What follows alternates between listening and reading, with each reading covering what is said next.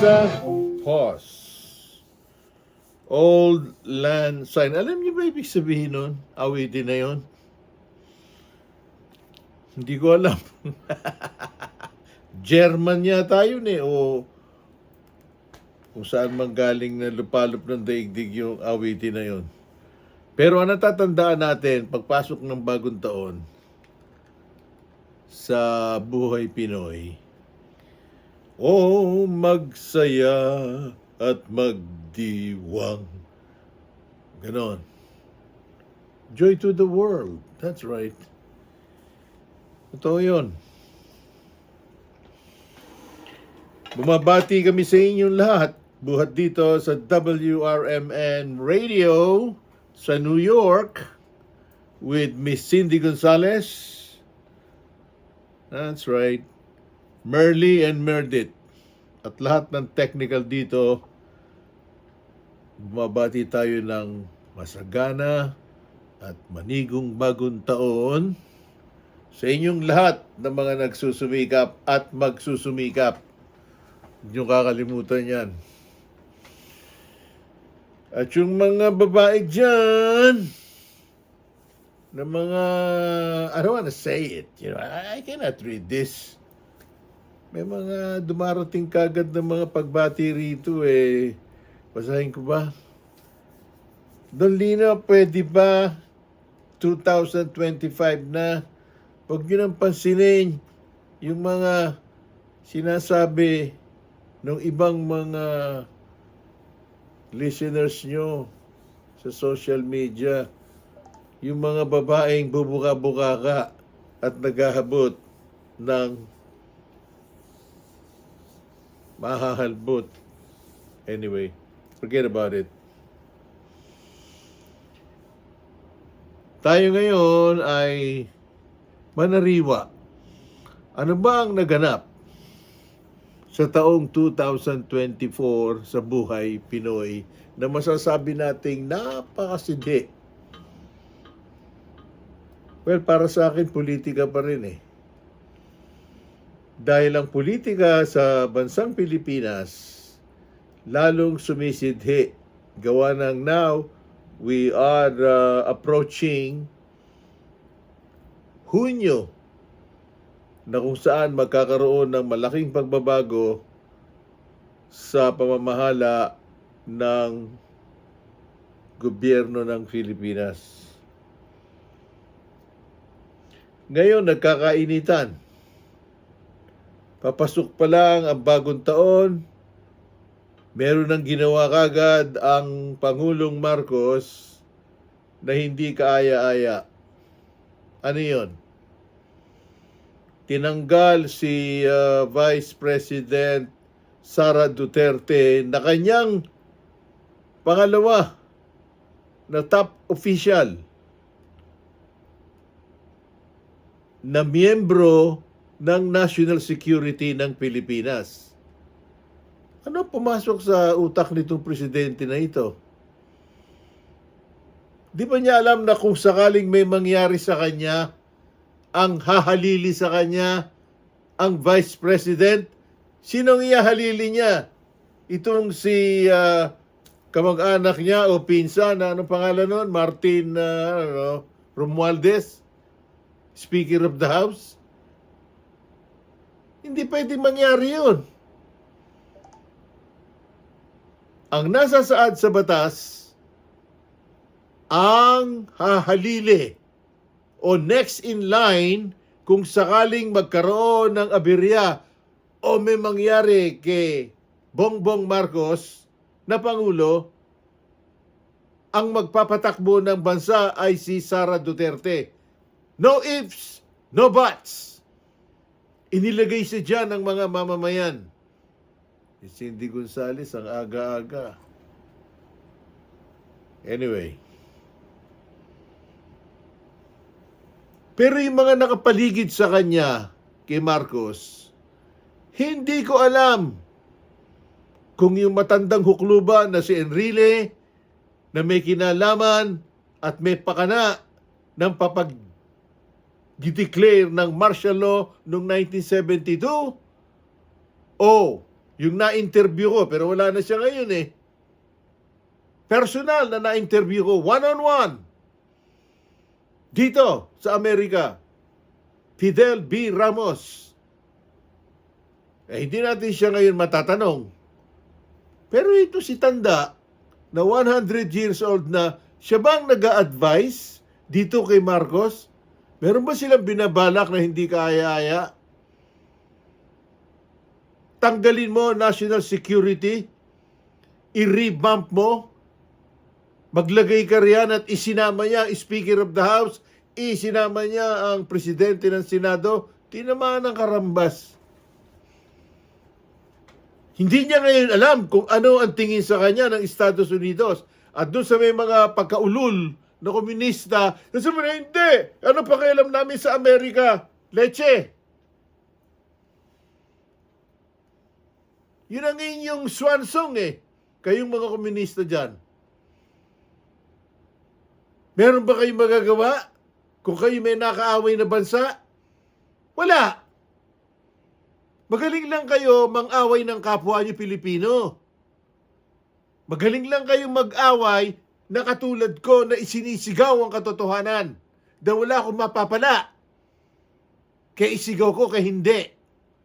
Kaya lang meron kaming mga kamag-anak dyan. Tulad nyo rin. Hindi kami yung klase na, hey, sige, mag-disco tayo, punta tayo sa MOA, punta tayo sa ganon. Yan ang mga taong walang muwang sa mundo. Ano sila? Pinanganak dito sa balat ng lupa, pagkatapos kumain, nagpunta sa banyo, umire, pagkatapos namatay. Inilibing. Hanggang ganun na lang. Wala silang kontribusyon sa kanilang sariling bansa. Nagsisimula yan sa inyong pagtingin sa inyong mga opisyal ng gobyerno. Kung paano kayo niloloko, kung paano kayo inaaruga, mamili kayo. Hindi, nangyayari ngayon, Miss Cindy Gonzales kapag may dumarating na ayuda, okay na yon. Masama buhay kapag walang ayuda. Pero pag may ayuda, lalo na eleksyon, hey!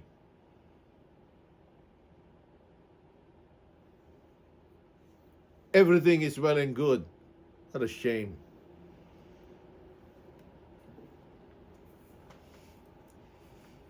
Magkakaroon ng malaking pagbabago sa buong daigdig, I'm telling you.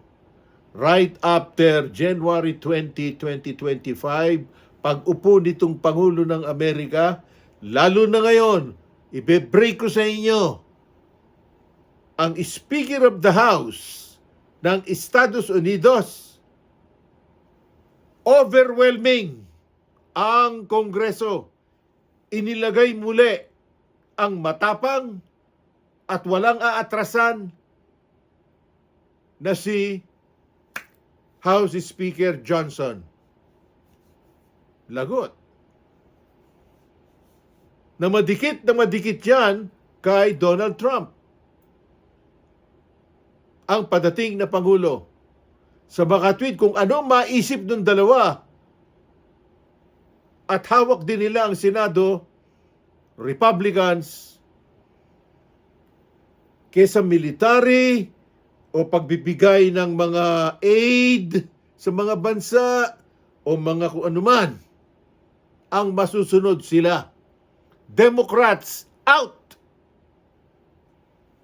Napakahabang panahon ang hihintayin nila o baka hindi na dumating yung panahon na yon. Kaya hanggang ngayon, pumapalag sila Ayaw namin na matuloy ang pag-upo ni Donald Trump bilang Pangulo. Aalis na kami sa Amerika. Di lumayas kayo. Mga ihudi kabrita kayo, kayong mga artista na suklam kayo dahil hindi na kayo makakapag concert, arte-arte sa loob ng White House. No more. Itutuon ng Amerika ngayon ang ekonomiya. Patuloy na magiging matatag ang ekonomiya ng Amerika. For the past few days pa lang meron ng mga tinanggap, like what I said to you last week. Pinakamalaki na bangko sa buong daigdig, SoftBank. 100 billion ang unang ibinigay na salapi. Nandito na sa Amerika. Mag-i-employ ng 100,000 na mga Americans and immigrants.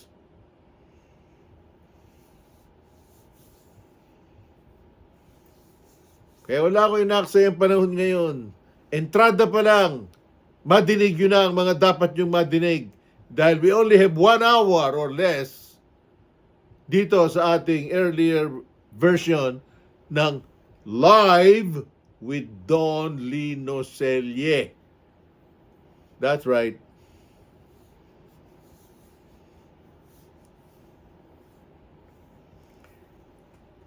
Ang isang masakit dito, Miss Cindy Gonzales, doon sa darating na oath-taking, excited ang buong Amerika. Maraming darating na mga dignitaries. Maraming darating na mga ambassadors. Marami ang darating na mga kung sino-sinong mga leaders of the world. Pero itong si President Trump, pagdating nung araw na yon, meron siyang inaasahan na mga personal na kanyang inimbitahan na dumalo. Kasama riyan si Jinping ng China. Subalit mukhang medyo alam niyo na, pakeme-keme muna si Jinping. Pero hindi nyo masasabi, baka dumating. At yung sa Argentina, yung leader doon sa El Salvador, sa Italy, at kung sino-sino pa. Sa katunayan lang, mahaba ang listahan. Personal na iniimbitahan ni Donald Trump. Subalit ano ang paliwanag nung ambassador ng Pilipinas sa Amerika na si Romualdez? Ay, kaya hindi inimbita si Pangulong Marcos dahil tradisyon na hindi talaga dumadalo at hindi pinadadalo ang mga leaders ng mga bansa. Kaya wala, not invited. Laglag sa listahan. Tanong ko, bakit? Para merong ibinibigay na mensahe si Donald Trump sa Pilipinas. At huwag kayong bibiro-biro. Huwag niyong ipagmalaki yung inyong mga kampo-kampo dyan ng balikatan. Hindi kailangan ng Amerika yan. Take my word for it.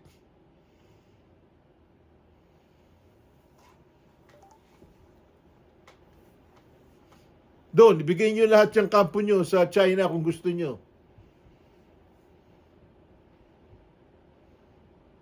O sa Russia. Tignan ko kung iintindihin kayo. At sa pangangalakal,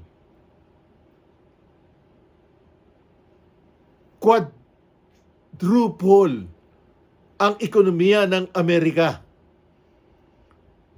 Bihirang-bihira dyan sa inyo, nakakaalam kung anong katotohanan. Talang inyong pinakikinggan mga fake news na katulad ng CNN, katulad ng MSNBC, yun ang inyong Biblia. Kaya karamihan sa inyo, dungo. Wala kayong alam. Kung ano ang masabi ng mga yon, yun lang ang inyong uulitin. at makikipag-away kayo sa social media. Leche.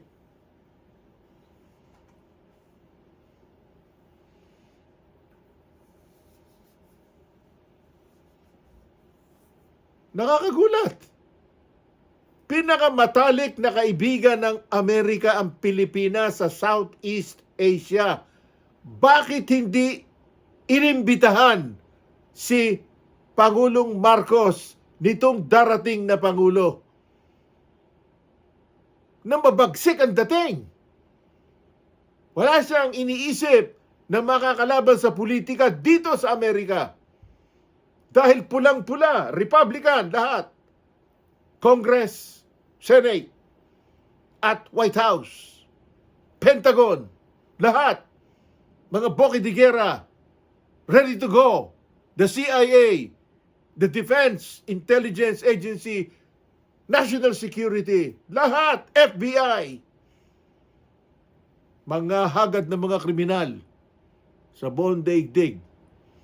At isa sa kinasuyaan ni Donald Trump, ang International Criminal Court, ICC, ikinundima. Ang sabi ni Trump, kailangan buwagin na kayo. Wala kayong silbi. O yan, nagkaroon ng terrorism dito sa loob ng Amerika. Mga ilang araw lang ang nakakalipas. Sa New Orleans, 15 ang namatay. At inamin ng Judas na siya ay kamiyembro at sumasampalataya siya kung sino mang ala o alaputa na kanyang sinasampalatayaan. Sumakay sa truck, inihampas yung truck sa isang pook sa Burbank Street ng New Orleans, na kung saan magkakaroon ng pinakamalaki na football. 15 ang nawalan ng buhay. May mga bata pa yata. Pero yung iba riyan, ang sasabihin, bakit ang Amerika panay ang hahanda nila? Wala ng mga terorista. Yun ang sinasabi kong mga walang alam itong mga ito.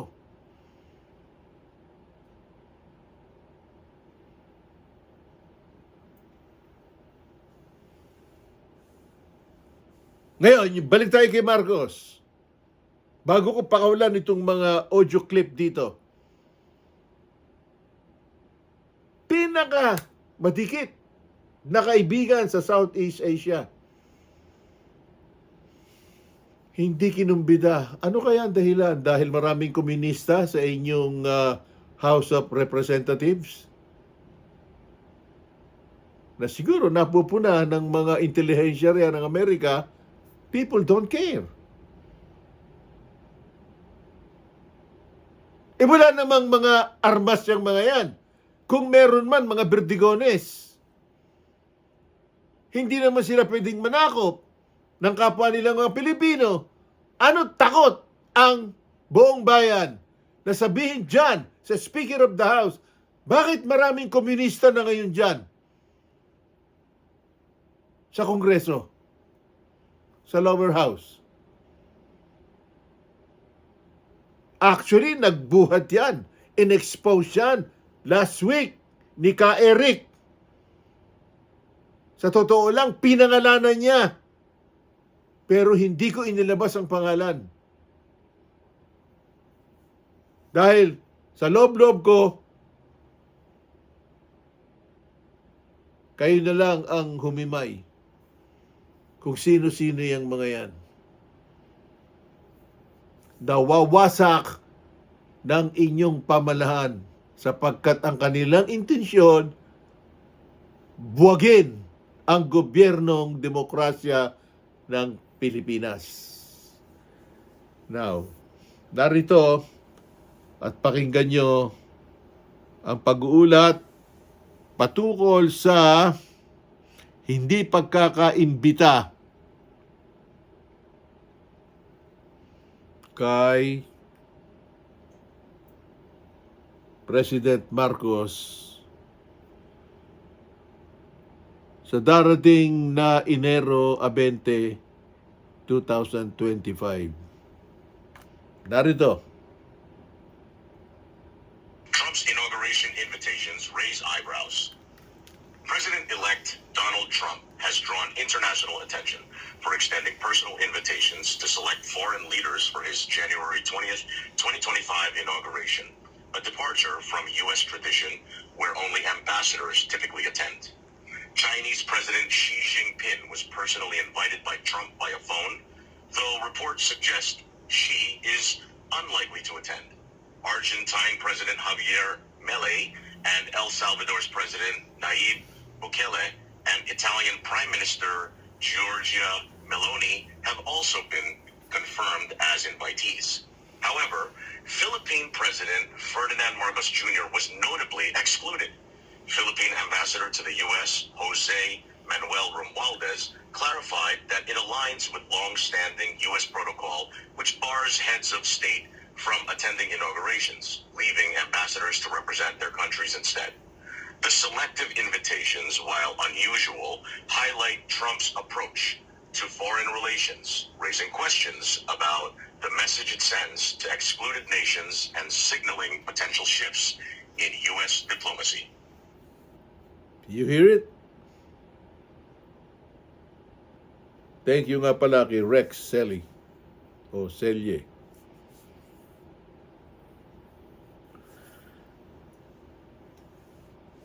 Ang pagkaka-report, accurate. Nag-deviate itong si Donald Trump. Hindi niya sinunod yung sinasabing wag mangumbida ng heads of state, yung mga presidente ng mga bansa. Kinumbida niya yung mga gusto niyang kumbidahin at meron siyang mga inaasahan na darating. Bagamat ang China ay medyo pakeme-keme nga, siguro nahihiya or what, Pero, yung isang pinakamatalik na kaibigan sa Southeast Asia,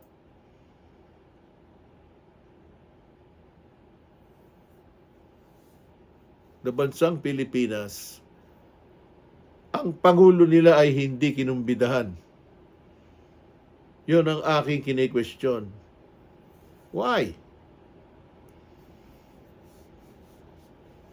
Kung ano man ang dahilan ng Pangulo namin dito sa Amerika, siya na lang ang nakakaalam nun. Dahil supply dyan ng impormasyon.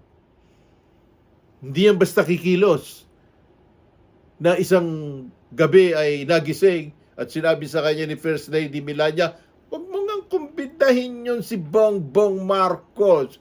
Away sila ng away doon ng politika. Walang ganun dito. Walang marites dito sa Amerika. Meeting yan. Konferensya yan. At nakinig si Trump at hindi kinumbidahan ng Pangulo ng Pilipinas. Like what the report said, may mensahe na ibinibigay dyan. Kung ano man yun, kayo na lang ang humimay. Matindi. Vicente Gonzales, napakatindi.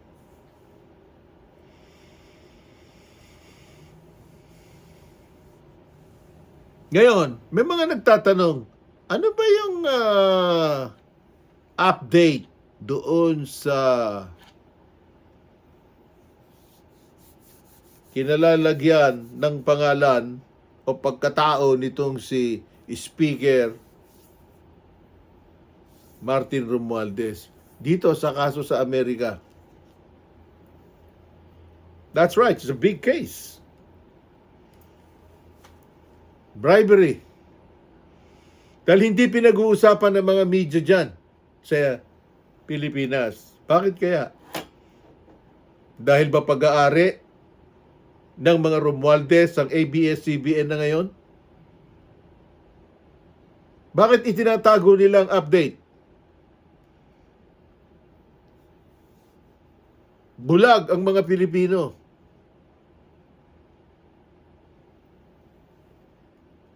Yun ang mga sinasabi ko sa inyo. Na dito sa palatuntunan ito, hindi ko kayo bibiruin. Sapagkat wala akong mapapala. At ibinibigay lang namin sa inyo ang mga kaganapan. At gamitin nyo ang inyong sentido komon kung gagamitin nyo. At itatanong nyo, bakit? Meron palang bribery case sa Amerika. Bakit sa Amerika gano'n?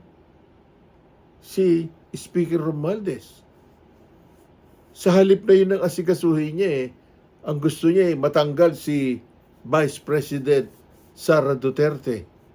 I-impeach. At ang ginagamit niya, yung mga aso dyan sa Pilipinas.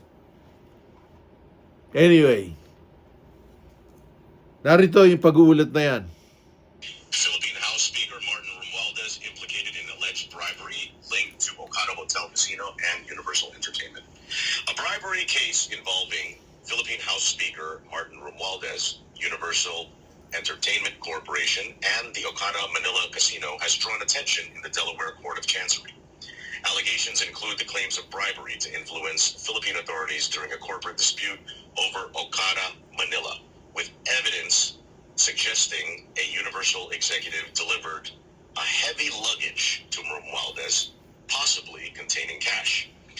The case stems from a failed merger attempt between Universal Entertainment and 26 Capital Acquisition Corporation, with the bribery allegations emerging in 26 Capital's legal filings. While international media like Bloomberg and Japan Times reported on the case, coverage by Philippine outlets has been limited, raising concerns over media freedom. Public discussions on social platforms have reflected skepticism about the handling of the case and its political implications. Despite the Delaware court's proceedings, the bribery allegations were not conclusively addressed, leaving unresolved questions about corporate ethics and political influence in the Philippines. So mga katwid, yun ang kapaliwanagan. Bakit hindi pinag-uusapan dyan ng media?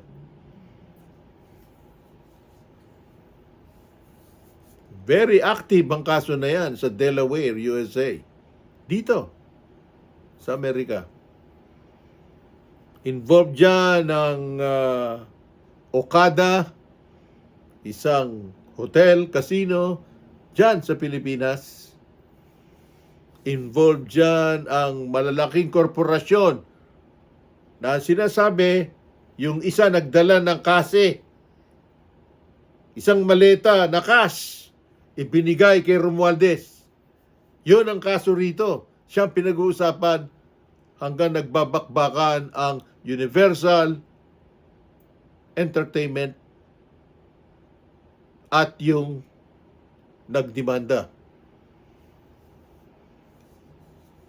Well, that's the latest. So at least alam nyo na ngayon na ang akala nung iba tapos na. Anong tapos? Kaya ko pinatakbo to, may nagpadala sa akin ng tanong na, ay Don Lino, tapos na pala yung aligasyon laban kay ganon, kay Speaker Romualdez. No! It's very active.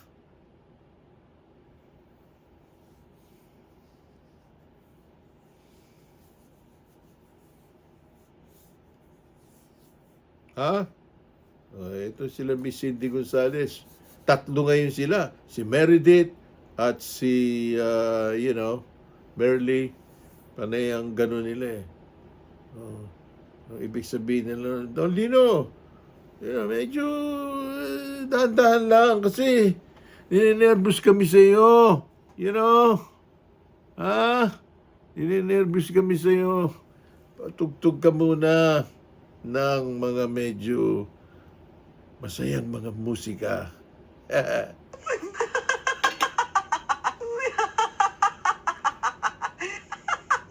Tumigil kayo! Tigil!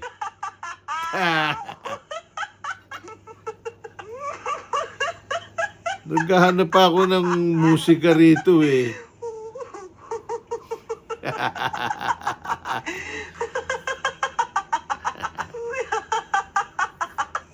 Okay. Born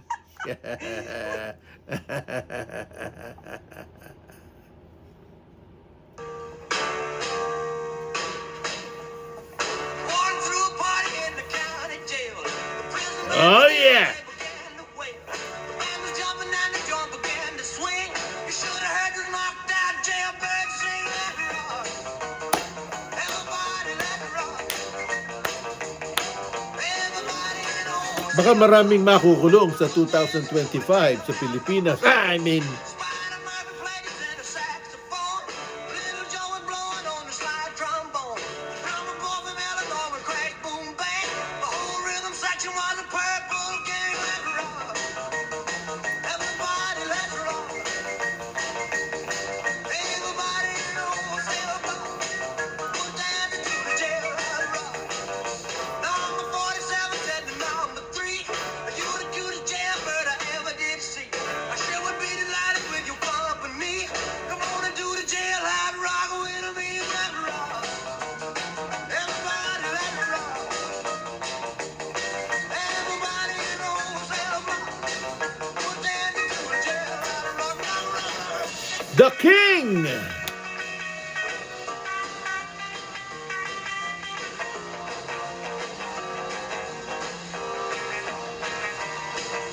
Sad sack was sitting on a block of stone, over in the corner weeping all alone.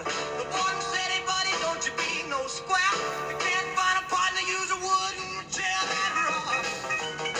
Everybody let it rock. Everybody in the whole cell block. Put down into the jail. Let it rock. Shift to Henry said the books for heaven's sake. The one's looking out a chance to make a break. But he turned the shift and he said, "Nix, nix. I wanna stick around and wanna get my kick." Let it rock. Everybody let it rock. Everybody in the whole cell block. Put down into the jail. Let it rock. Down into the jail. Let it rock. Down into the jail. Let it rock. Down into the jail. Let it rock. Down into the jail. Let it rock. Down into the jail. Let it rock. That's right. Memory Lane, Jailhouse Rock. Oh, maraming nakakagusto kapag nagpapatugtog tayo, Miss Cindy Gonzales, ng mga, alam niyo na, masasayang awitin. At naalala nila yung kanilang kabataan.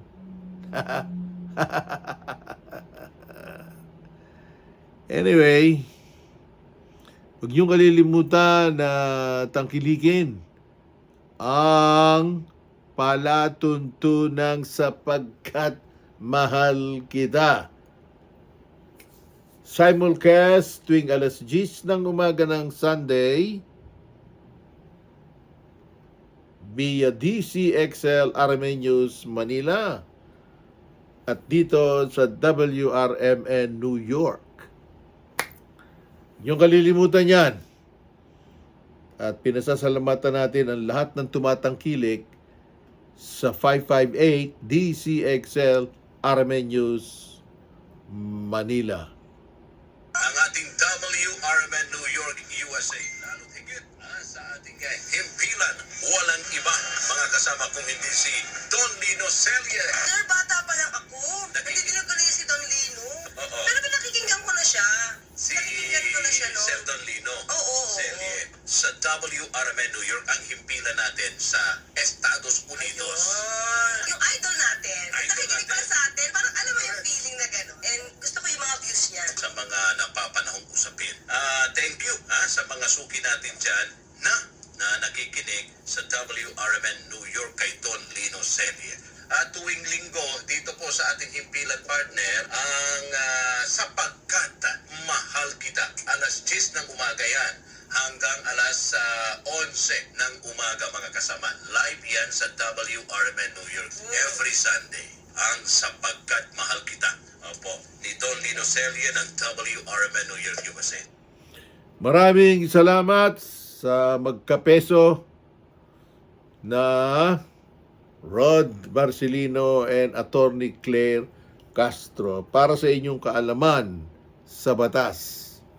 Makinig kayo. Alas 8 yan ng gabi, Monday hanggang Biyernes, 8 to 9 in the evening. Yung kalilimutan yan. Ngayon, hinahanap ko itong isang balita rito na makapagbibigay liwanag patungkol sa nangyari sa Trump Hotel sa Las Vegas. Isa lang ang natodas doon. Yung mismong terorista.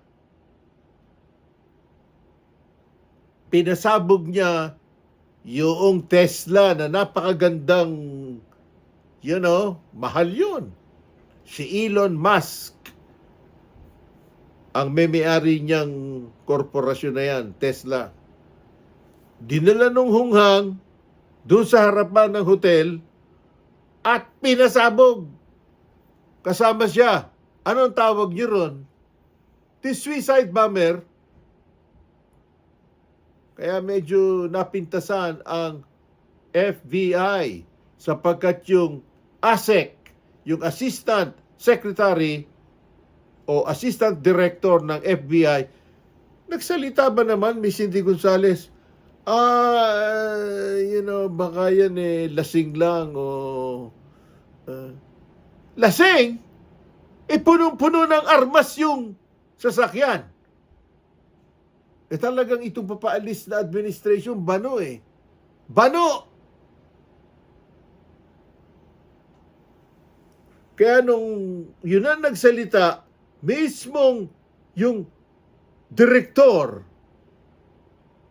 acting ng Federal Bureau of Investigation, sinabi niya na ito ay act of terrorism. Pakinggan muna natin. At all, so it's all still being looked into. But Dagan, your thoughts? There were 2 attempts on the life of President-elect Donald Trump just last year, about half a year ago. 2 assassination attempts, and this vehicle clearly selected, placed in front of the Trump Tower in Nevada, Las Vegas. So it raises the question with a terror suspect, and this is maybe not the FBI definition, but this is a terrorist event. This is a bomb going off in front of a Trump building. So it raises the issue. One of the attempted assassins was a Ukraine fanatic. Who is radicalizing these individuals? How are they being radicalized? Who's behind it? Get on it. Joining us now for more information on these 2 investigations, let's bring in former FBI Special Agent Jonathan Gilliam. Thank you, sir, for coming back and joining us again. I just want to get your thoughts on the idea that this is or isn't linked, or if there's any possibility. Your thoughts on the 2 events happening on one day. Well, first of all, let me just say the differences between these 2 press conferences, the way it's been briefed is so much different. I think Vegas has got it down. One authority figure out there putting the information out by and large. In New Orleans, too many of these politicians are up there clouding what we have to scrub that information to try to piece together what we're hearing. The FBI agent down there did a great job, I thought, but I think the governor's kind of getting in the way a little bit of that.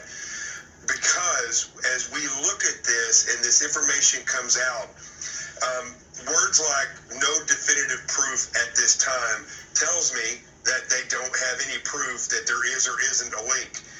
But when we look at these, I think Paul earlier said that these coincidences always exist until they don't anymore, and they vet them out. But a true investigator will look at these things and not rule them out until the evidence takes care of that for you. And in this case, between these 2 different incidents, attacks, there are so many things that are crisscrossing from the type of both of them are electric trucks from out of state driven to the location where the attack was. Both rented on the same app. Both individuals were from the Army who served at the same bases at the same time.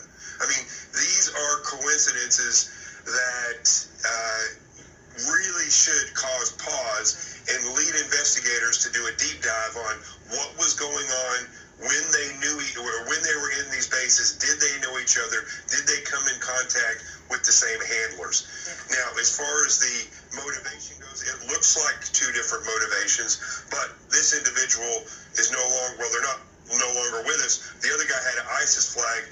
This guy just simply parked Elon Musk's vehicle underneath the Trump Tower. So it looks like the motivations may be different, but they may in fact not be. So that's still to be determined. Well, you point out one of the really big key differences here in the Cybertruck attack, the explosion that happened in Las Vegas. Other than the individual that was in the vehicle, no one was killed. Whereas in New Orleans, really a horrific count. There were 14 people murdered by this accused terrorist who's now deceased. Who was thankfully the police also injured. Several police officers were able to take this individual down and prevent further harm in that time.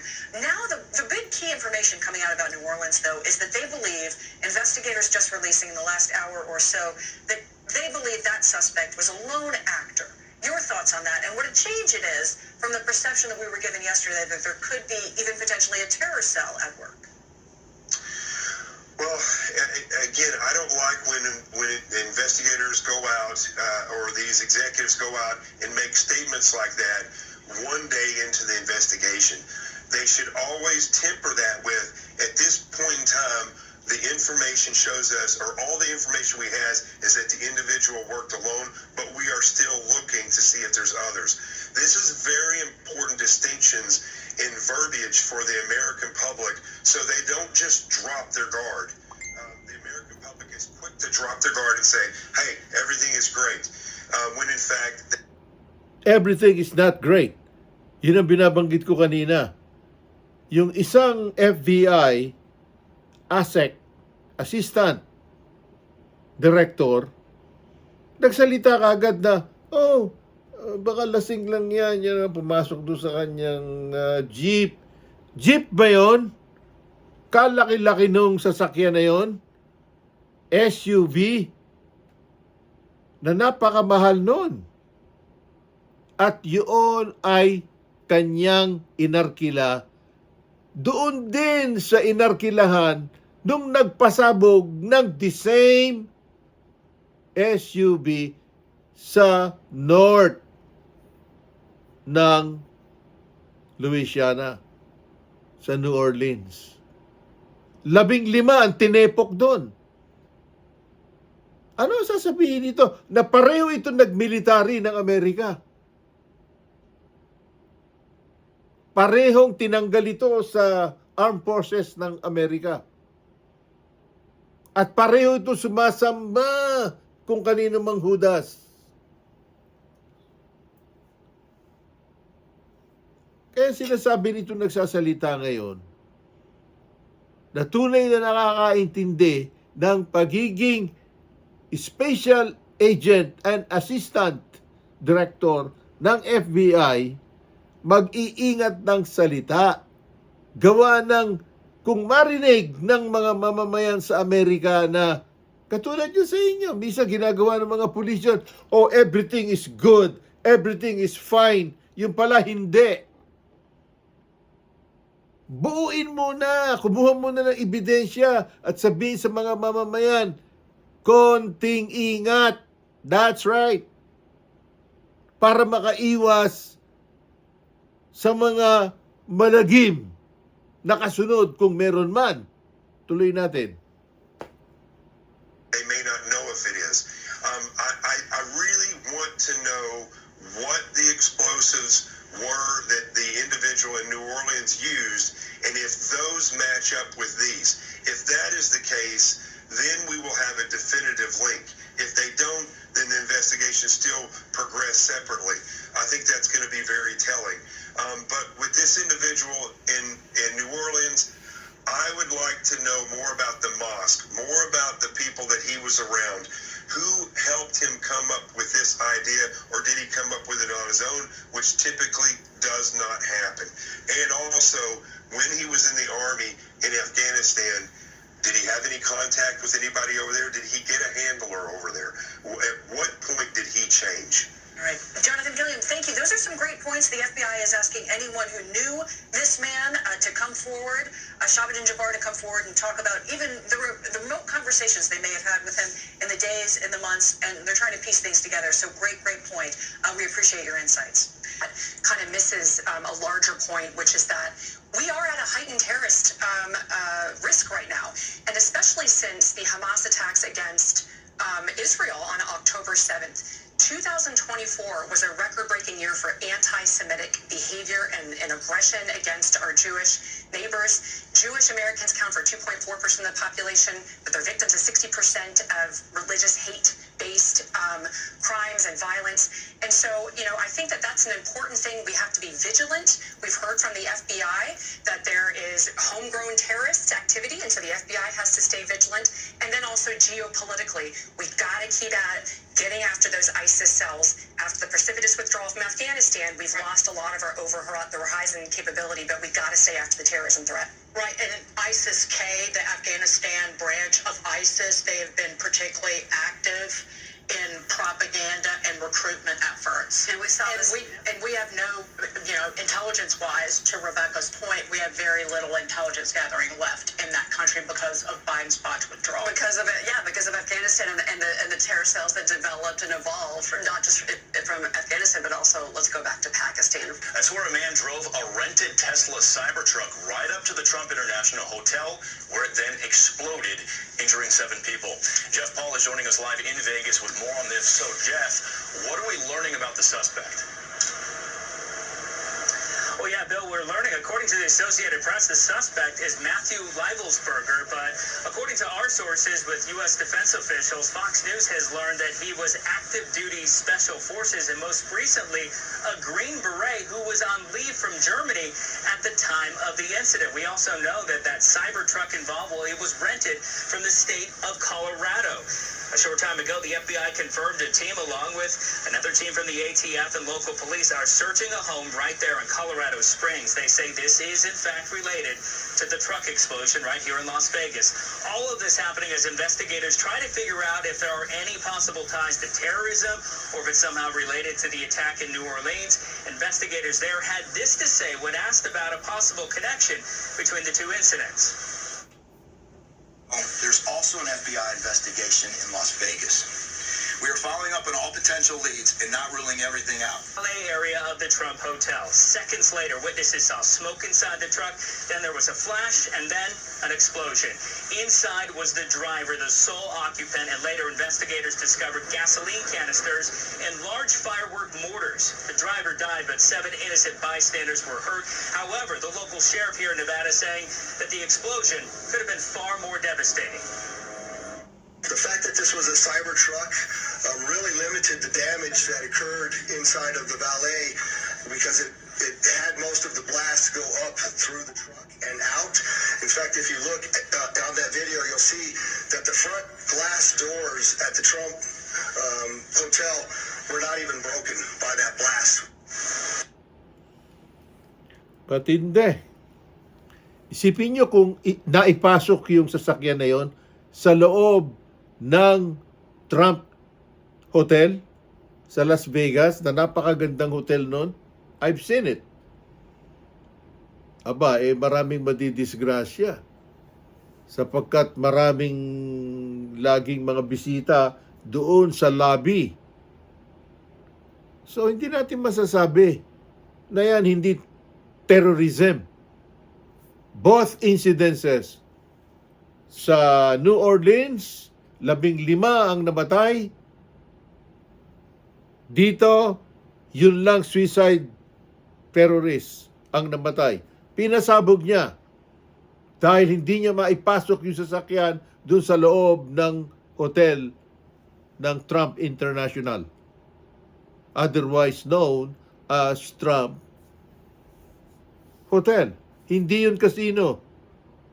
Basta't yun napakagandang hotel. That's, terrible. Yung mga nag-uulat kasi, kaya misa, yung mga nakakarating sa inyong bali-balita rin, Hindi maintindihan kung may katotohanan o wala eh. Dahil nga pinanggagalingan dito fake news. Kayo'y nakikinig sa WRMN New York. Thank you, Miss Cindy Gonzalez. Pero sa WRMN New York, ang accurate na mga sources lang ng pagbabalita ang makakarating sa inyong mga tahanan. Okay? Medyo maghupa na tayo ngayon at huwag niyong kalilimutan ha. Alas 10 ng bukas, Sunday. Makinig kayo sapagkat mahal kita. This is the early edition. Kaya mapapakinggan nyo na ngayon ito. Hahataw na ito hanggang bukas, Sunday. 5 ng Disyembre. Ng Enero 2025. Mag-ingat, lalo na kayong mga nandiyan dyan sa New Orleans, Louisiana, kayong mga nandiyan dyan, ang mga Pinoy sa Las Vegas, sapagkat yaan iniimbestigahan pa ngayon. I'm telling you, may mga nakapasok na mga terorista rito sa bansang Amerika. Kaya sinasabi ko lang sa inyo na maiiba na ang foreign policy ng Amerika. May mga nagtatanong, Don Lino, bakit to hindi inimbita si Pangulong Ferdinand Marcos Jr. sa darating na oath-taking ni President Trump ng Amerika? Hey, listen. Rebisahin nyo na lang at pakinggan nyo rebroadcast nito at ipinaliwanag ko na itong lahat sa inyo. Ako ba ay nagugulat? Hindi ako nagugulat. Dahil may alam ako na hindi ko masasabi sa inyo. Right? Paalam na hanggang muli. Pagsikat ng araw ay salansangan. Anyway,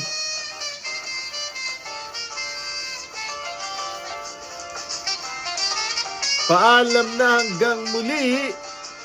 Babalik tayo anytime, any moment dito sa Live with Don Lino Selye.